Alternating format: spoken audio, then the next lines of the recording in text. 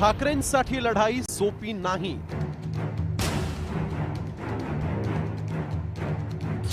ठाकरेंपुढे भाजपचं तगडं आव्हान.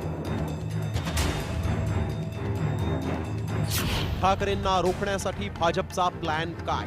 शिवसेना आणि महाराष्ट्र नवनिर्माण सेनेची युती झाली हे आज आम्ही आपल्याला जाहीर करत आहोत. अखेर ठाकरे बंधूंनी महापालिकेच्या आधी युतीची घोषणा केली.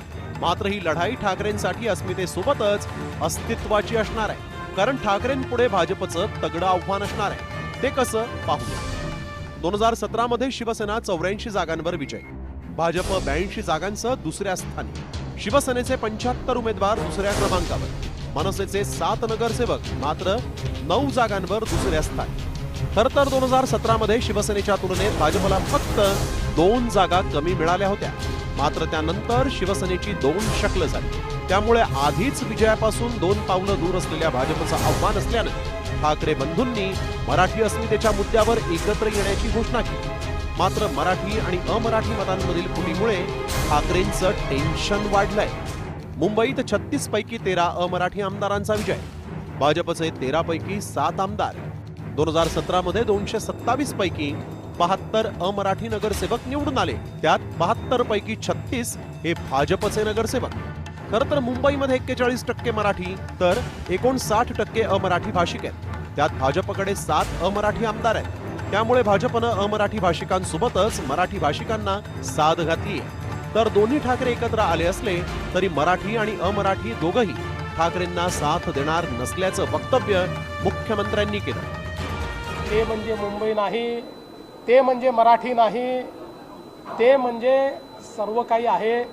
हा जो काही त्यांचा गर्व आहे, हा जो काही दुराभिमान आहे, या दुराभिमानामुळेच मुंबईकर त्यांच्यापासून दूर गेले. कारण मुंबईकरांना सेवेकरी हवे आहेत. मुंबईकरांना त्या ठिकाणी राज्य गाजवणारे आणि स्वतःचा फायदा पाहणारे नको आहे. खरं तर राज ठाकरेंनी 2005 मध्ये शिवसेनेला जय महाराष्ट्र केला. आता दोन्ही ठाकरे मराठी अस्मितेच्या मुद्द्यावर एकत्र आले. त्यामुळे एकीकडे भाजपचा हिंदुत्व केंद्रित आक्रमक प्रचार, मुंबईच्या विकासाचं आश्वासन, अमराठी भाषिकांना घातलेली साद, तर दुसरीकडे मराठीच्या मुद्द्यावर आक्रमक भूमिका. गटातटात विभागलेला मराठी मतदार अस्मितेच्या मुद्द्यावरून ठाकरेंकडे वळला तरी अमराठी मतदारांमुळे मुंबई जिंकण्याचं मोठं आव्हान ठाकरेंसमोर असेल. त्यामुळे मुंबईकर मराठी अस्मितेला दाद देणार की हिंदुत्वाची हाक ऐकणार हे पाहणं उत्सुकतेचं असणार आहे. ब्युरो रिपोर्ट, साम टीव्ही न्यूज.